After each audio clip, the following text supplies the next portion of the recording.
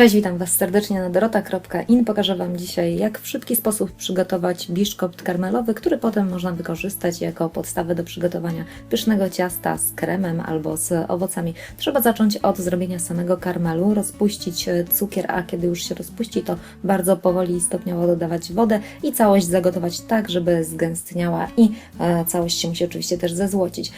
Potem białko o temperaturze pokojowej trzeba ubić na sztywną pianę, następnie stopniowo dodawać cukier, a potem, kiedy już mamy taką słodką, bezową masę, trzeba delikatnie też rozmieszać żółtka, a kiedy już powstanie puszysty kogel-mogel, to można stopniowo dodawać mąkę oraz proszek do pieczenia i na sam koniec też stopniowo wlewać karmel, bardzo delikatnie to wszystko mieszać, żeby nie pouszkadzały się te bąbelki powietrza.